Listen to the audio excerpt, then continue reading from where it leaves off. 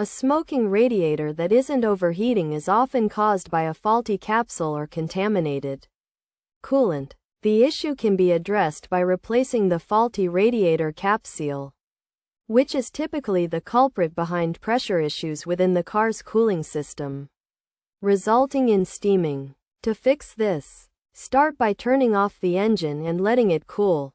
Then locate the radiator cap under the hood. Remove the old cap and pull out the seal, and replace it with a new one. Alternatively, if the coolant is contaminated, it may be necessary to flush the cooling system. This process begins with turning off the engine and letting it cool, then parking on a level surface and popping the hood. Next, place a pan under the car to catch any spills, and open the radiator's drain valve. After closing the valve, pour in a radiator cleaner and distilled water. Then turn on the engine and run the heat for 15 minutes. Switch off the engine, drain the radiator, and repeat the process with distilled water until clear water comes out. Finally, refill the radiator with new coolant.